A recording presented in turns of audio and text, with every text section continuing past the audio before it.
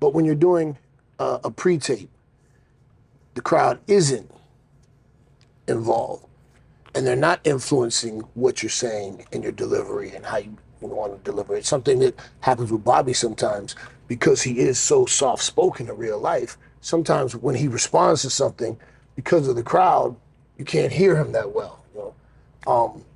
But in the backstage segment, when Bobby makes those subtle little things that he says, they sound so much more sinister, because this big scary guy is, saying, it's a nice, that walks away. It's like, whoa. Also, with a pre-tape, if you screw it up, you can do it again. So you do get multiple chances. Sometimes you'll have a bunch of us doing a pre-tape, and we'll run through it. Everyone gets comfortable. We'll do what we're going to do. And all right, let's run through one. And we look at it. And maybe somebody says, I don't like the way I hit that line or whatever. All right, You guys preview it live, like right after. we could go right then. The cameraman hooks it up. We look at it. We watch it. You know what? I think she can step in a beat earlier. Maybe you should open up more. Okay, boom. And run it back. Boom, this one's better.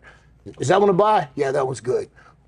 You do it as many times as you need to do it. But hopefully at that level, if you're doing a pre-tape, the goal is to always knock it out in one shot. My one take Jake. I don't want to do it in multiple takes. Right on. And I work with people who are talented enough to be able to do it in one take. Everybody wants to do it in one take. But sometimes somebody misses a beat, or just when watching it, you see, well, we can make this better by putting your hand here instead of here because you're blocking the face. So, little adjustments that you can make. I remember a promo that I made prior to facing Jeff Hardy at SummerSlam.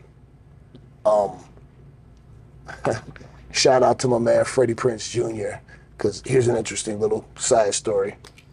I was not a fan of Freddie Prinze Jr., and when he came on board WWE to be a writer, my first thought was like, man, this Tiger Teeny Bop, man, you ain't gonna tell me nothing about wrestling, man. Like, I'm a big fan of your pops, but you ain't all that. Reference to the movie She's All That, he was a star. I didn't like him. I didn't know him. That was just me being an idiot. We were forced to work together and work on the backstage promo that I had to cut on Jeff Hardy going into this big match. And normally, like I said, I don't like to write promos, but I like to have an outline, get it in my head, and then deliver it. So I had a writer and Freddie, and we're working on this together.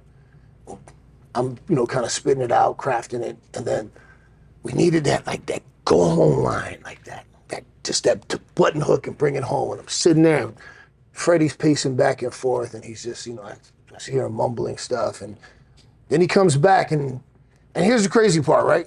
I don't remember the promo. I don't remember it. I can't remember anything about it except it was Jeff Hardy, SummerSlam. What I do remember is Freddie going, I got it. And my first thought was, no, the fuck you don't. Yeah.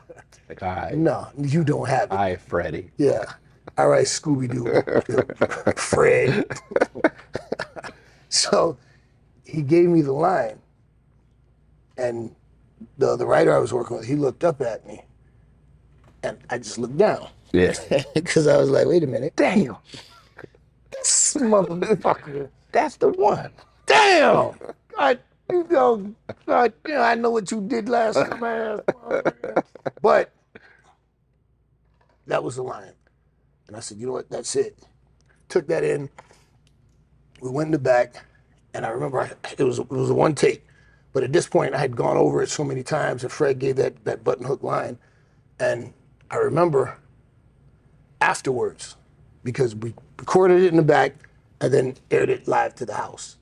And the number of people that came, Vince actually sent for me to give me the thumbs up on that promo to congratulate me. I remember Big Show said something to me, like a whole bunch of people came up like, wow, that was good. Did promo. The button up line, was that like? Dude, it was the button hook. It was the goal. It was what we needed for that whole promo to come together, and there are people that are going to watch this that will remember that, or will probably go and find it and be like, oh, okay, yeah, I see what he's talking about. Put it in the comments for me, please, so I don't have to Yeah. go search.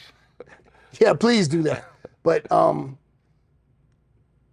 so that was an instance where if I had cut that promo out to the house, I don't know if it would have had the same level of intensity and fire okay. because, you know, the audience would have been talking over me or with it. But in that situation where I was like, I think in a locker room or something, talking about how I'm gonna kick Jeff Hardy's head right off his shoulders, you know, it hit differently because there was no crowd on it. You know, there was no crowd influencing the sound or whatever. So in that way, pre-tapes can hit differently because, like I said, you have the blessing and the curse of the audience. You know, there's nothing like being in the ring live, talking to people. But for the furthering of a storyline or to really hit an emotional point, I think to have a solid backstage pre-tape where you can have that person talking straight to the camera, talking straight to you, and letting you know exactly how I feel and what I'm gonna do to your favorite baby face when I get my hands on. That's the difference, you know. Is there a producer, coach, or agent that's over those particular segments? Well, you usually have a writer, and like I've talked about it in the past. Depending on your ability and how much they trust you, you know, they'll give you a script that you have to memorize, and you'll have a producer for the segment. And the producer you'll have a director. The producer is usually a professional wrestler, and then you'll have the writer on hand. Okay. So you got a few people to, you know, give direction, and but then of course, the higher you are up the totem pole and your ability and status, then they're just telling you whether or not they thought it was good or bad. You know, whether you might want to take another one. They're not telling you what to do or how to do it.